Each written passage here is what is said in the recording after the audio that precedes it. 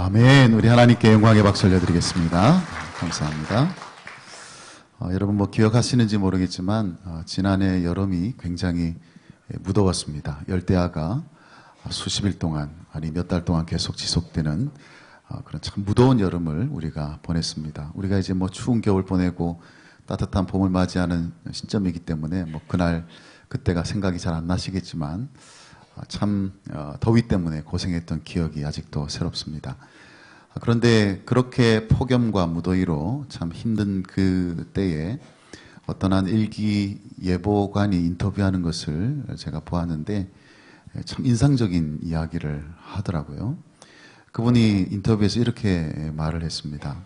제가 일기예보가 벌써 이제 40년 경력이 다 되는데 그런데 올해 처음으로 우리나라에 태풍이 왔으면 하는 생각을 해보았다는 겁니다.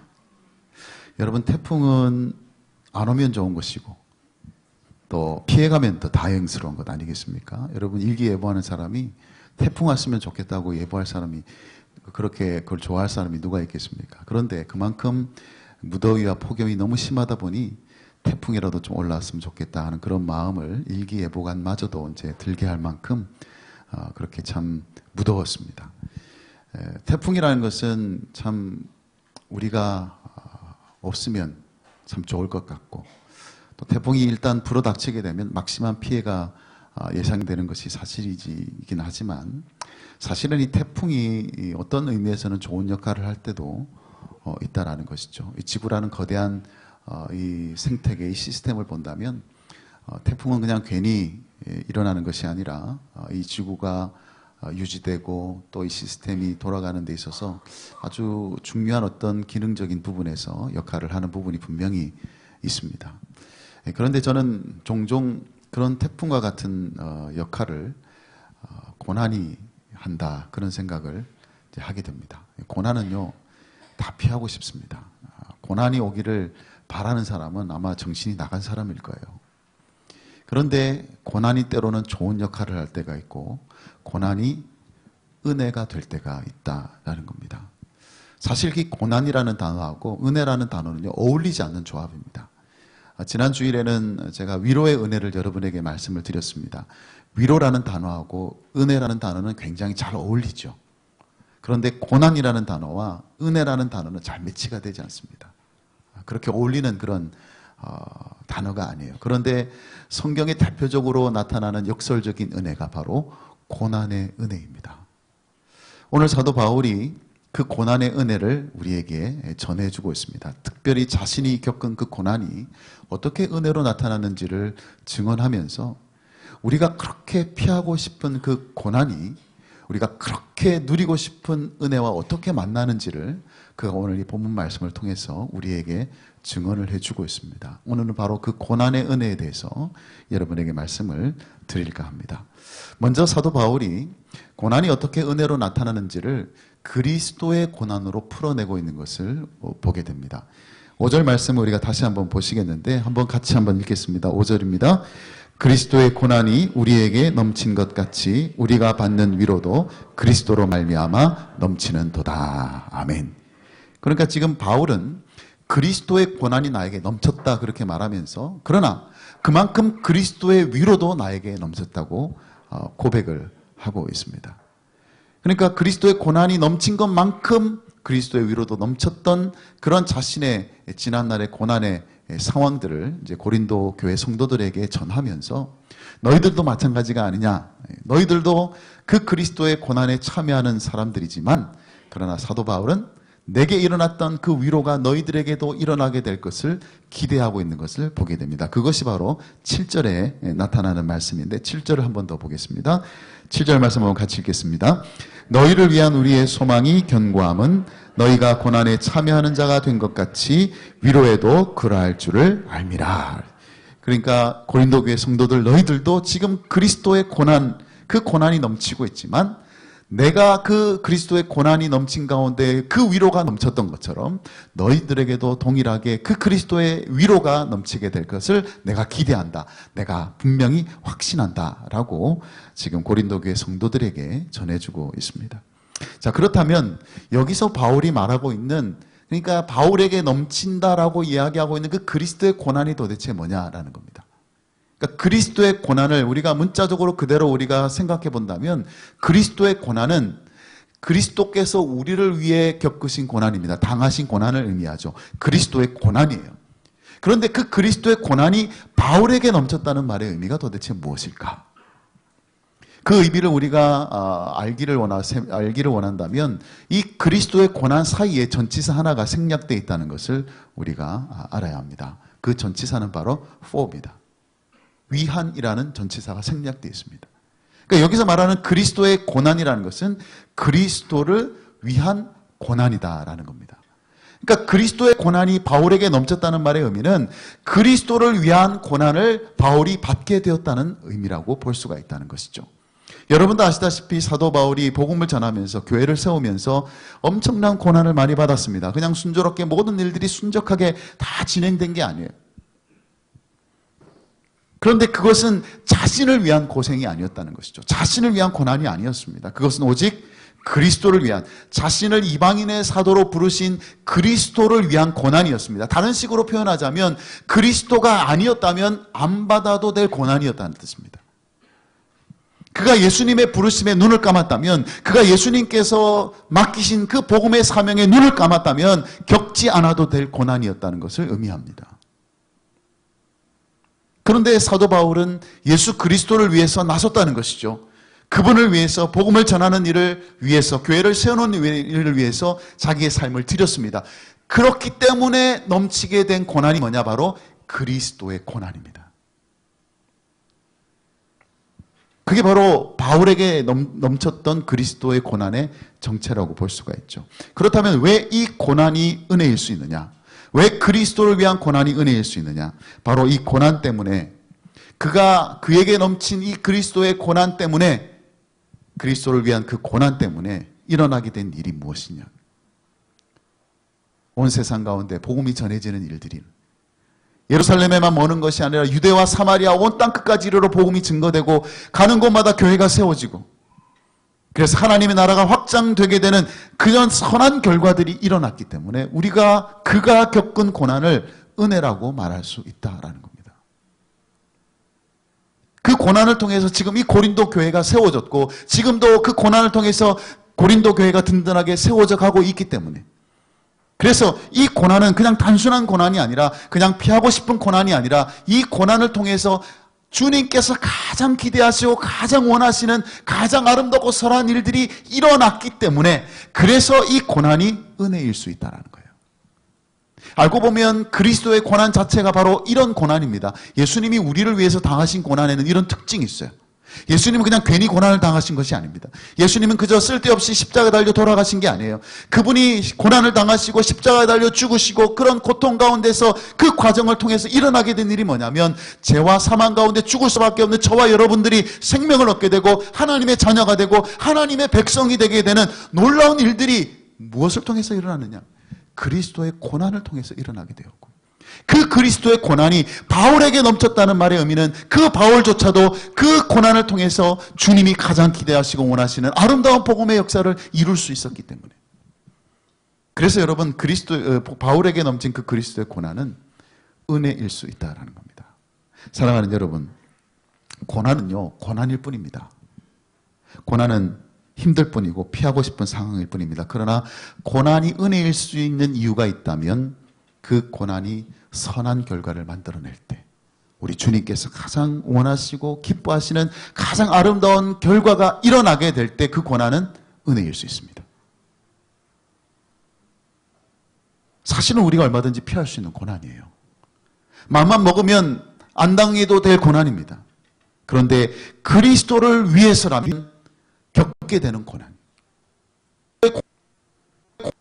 그래서 여러분, 이 고난을 우리가 피하면 우리가 이 고난 때문에 누릴 수 있는 은혜가 있는데, 그 은혜를 누리지 못하게 되는 일이 일어나게 됩니다. 바울이 경험했던 그리스도의 위로잖아요. 그리스도의 고난이 넘침으로 그리스도의 위로 넘치고 있다고 말할 때, 그 위로는 단순히 고난이 끝나는 때문에 주어진 위로가 아니에요. 고난이 사라지고 고난이 제거되었기 때문에 비로소 찾아온 위로가 아닙니다. 바울에게 임했던 그리스도의 위로는요, 주님을 위해서 그렇게 아름다운 결과를 이뤄냈기 때문에 찾아오게 되는 위로예요. 그래, 내가 고난 당했지만 이 고난이 쓸데없는 고난이 아니었구나. 이 고난을 통해서 주님이 원하셨던 그 아름다운 일들이 일어났구나. 그것을 바라보면서 위로를 받는 겁니다. 그게 바울에게 넘친 그리스도의 위로예요. 그 위로를 경험하는 사람은요, 그리스도의 고난을 받은 사람만 위로를 경험합니다. 그리스도를 위해서 고난받은 적이 없는 사람은요, 그런 위로를 받을 수가 없어요. 그런 은혜를 경험할 수가 없다라는 것입니다. 그래서 우리가 겪는 고난, 그 고난을 통해서 복된 일이 일어난다면 그것이 바로 고난의 은혜다라는 것. 우리가 어떤 어려움을 겪고 어떤 불편함을 겪음으로 인해서 주님이 기뻐하시는 선한 결과가 만약 일어났다면요, 여러분이 받으신 고난은 은혜입니다. 들여다보면 고난이지만 알고 보면 그게 은혜예요. 지난 1년 동안 이곳에서 여러분 고생을 참 많이 하셨습니다. 저 인간적인 생각이지만 딱 1년만 고생하고 새로 지은 예배당에 가면 참 좋았겠다 싶은데 1년 또 합니다, 우리가. 2년을 여기서 고생해야 돼요. 그런데 여러분, 우리가 좋은 환경과 여건을 가진 교회였다면 겪지 않을 불편함을 우리가 여기서 겪고 있습니다. 그죠?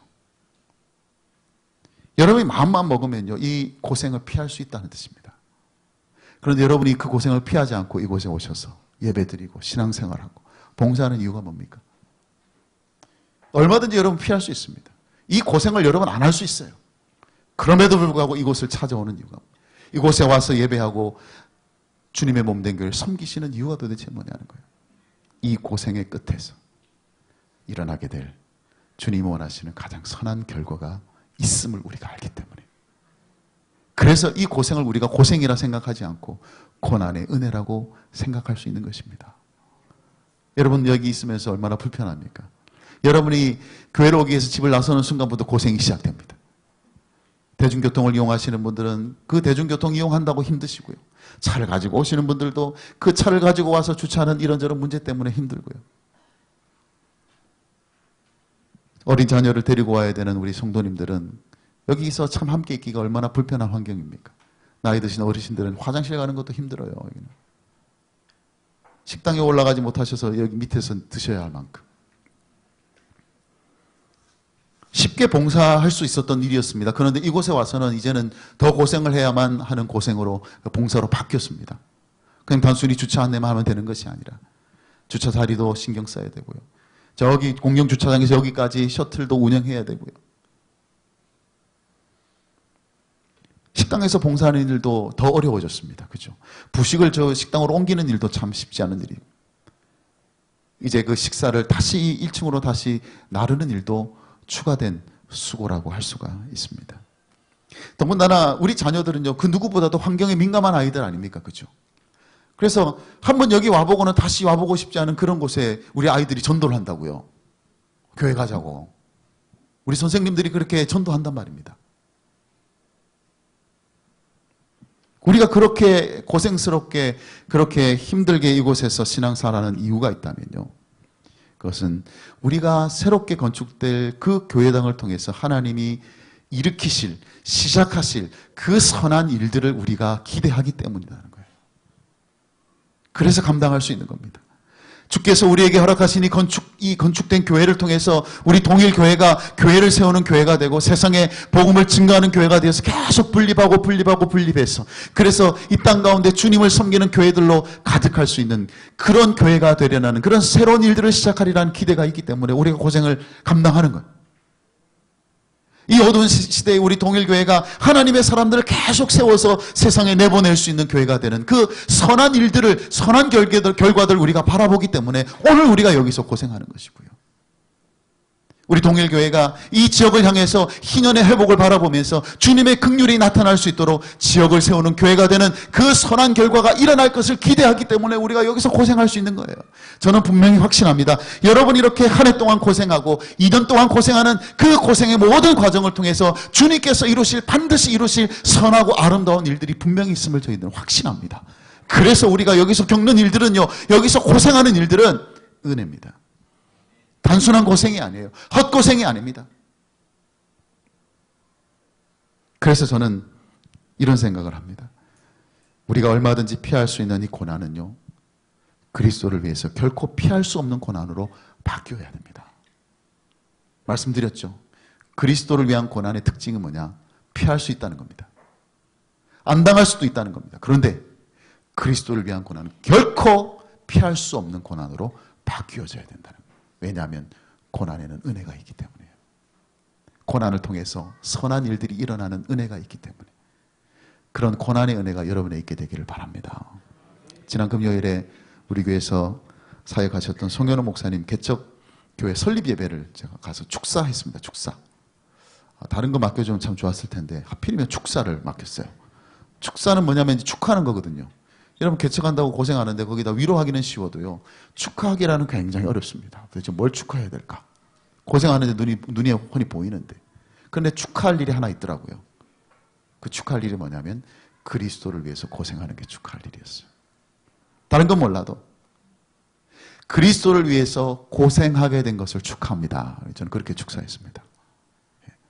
알고 보면요, 그리스도를 위해서 당하는 고생은요, 고생이 아니라 훈장입니다. 훈장. 이 세상에 우리가 살면서 우리가 가치 있게 여기는 것들이 굉장히 많을 겁니다. 여러분이 가치 있게 생각하는 것들이 굉장히 많아요. 그런데 여러분, 우리가 그리스도인으로 이 땅에 살면서 가장 가치 있는 게 뭔지 아십니까?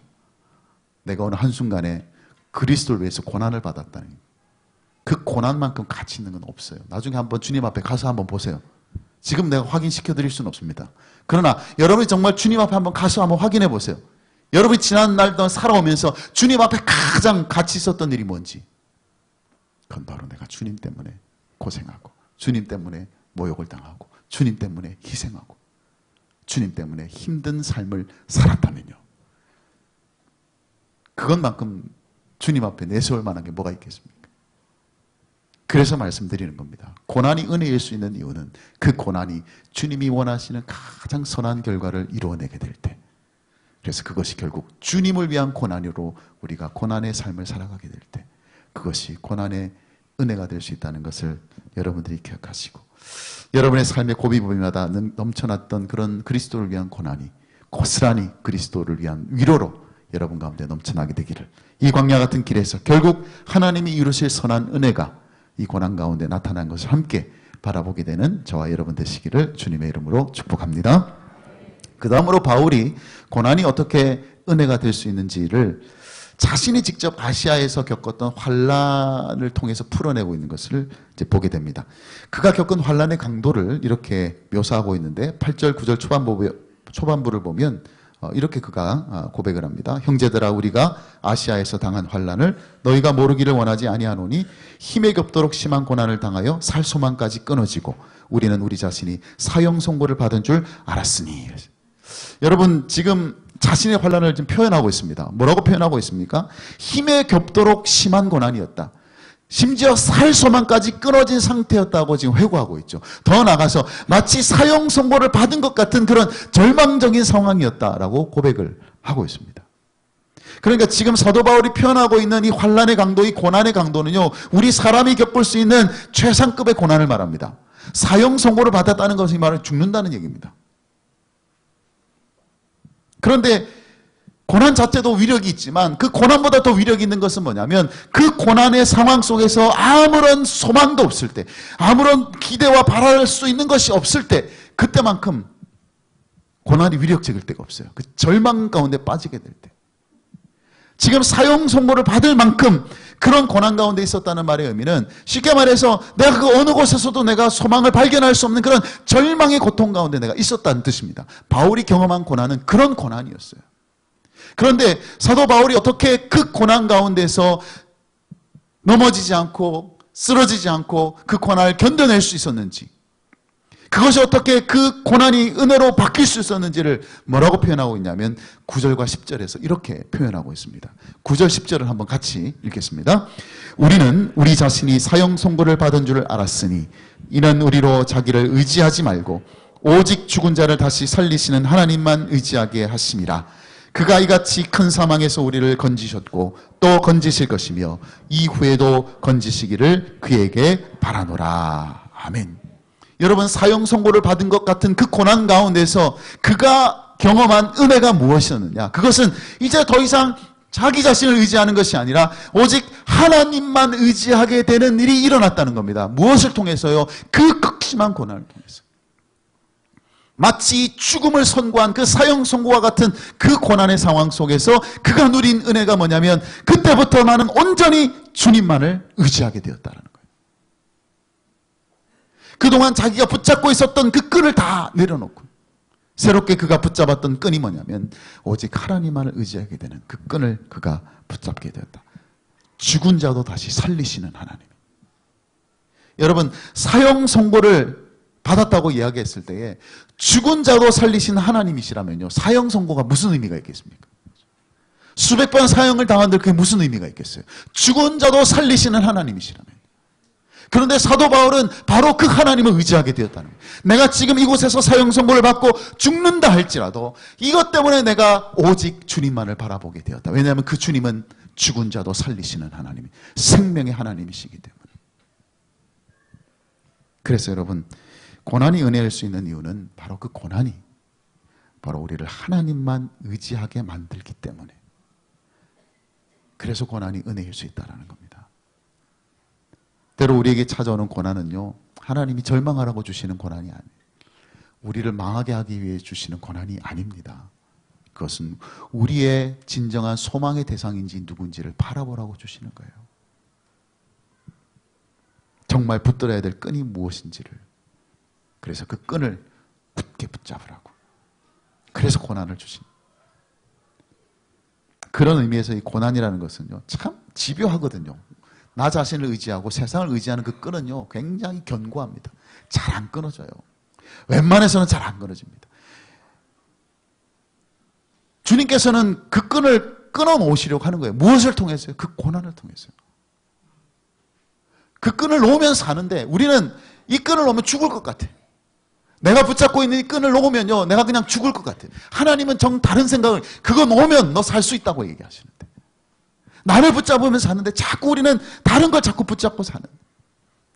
그래서 하나님께서는 때로는 그 고난을 통해서 그것 완전히 끊으시고 오직 하나님만 바라보게 하시는 그런 역할을 무엇이 한다?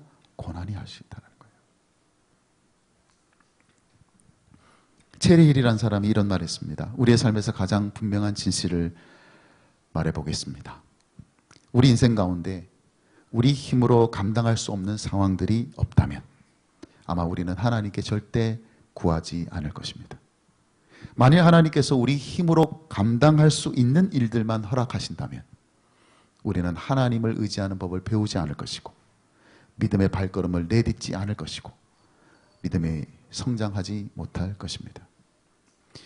지금 감당하기 힘든 상황 가운데 있습니까? 그렇다면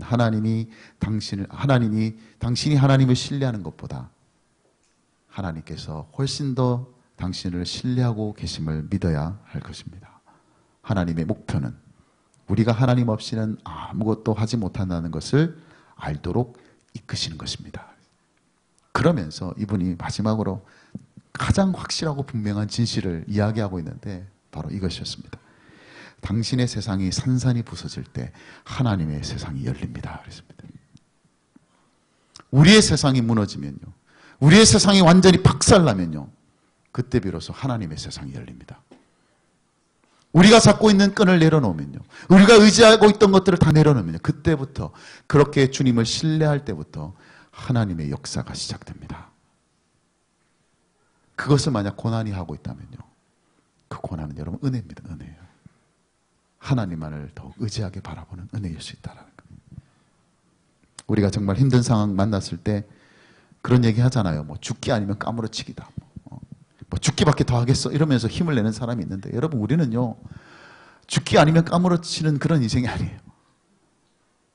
우리의 인생은 죽기밖에 더 하겠어 뭐 그런 인생이 아니라 우리의 인생은요, 죽어도 사는 인생입니다. 왜냐하면 죽은 자도 살리시는 하나님이 우리 하나님이시기 때문에 그렇습니다. 그래서 그 하나님만을 의지하고 바라보게 될 때 사울이 지금 사도 바울이 이야기하고 있는 것처럼 그 큰 사망에서 우리를 건지실 것이고 앞으로도 건지실 것이다. 그 생명의 주님이 우리와 함께 계시기 때문에 죽을 것 같은 우리의 그 심각한 고난 속에서도 우리는 오직 주님만을 의지해야 합니다. 윤동주 시인이 그 시의 주제를 부끄러움이라고 그렇게 규정을 하더라고요. 그러니까 윤동주 시인이 쓴 시의 그 주제는 부끄러움이다. 무슨 말이냐면 이제 일본 강점기를 살면서 이 시인이 품고 있었던 그 부끄러움이요, 시 곳곳에 배어나와 있는 거예요.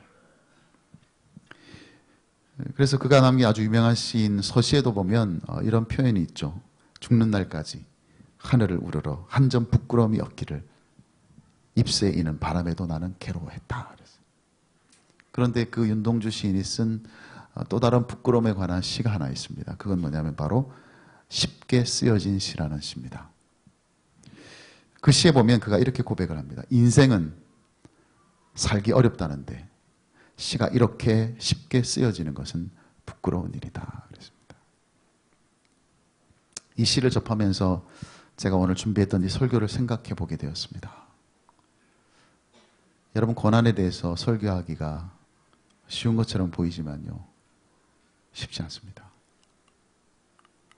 고난이 은혜라고 말하는 것이 쉬울 것 같죠? 절대 안 쉽습니다. 그래서 이 시에 너무 공감이 가요.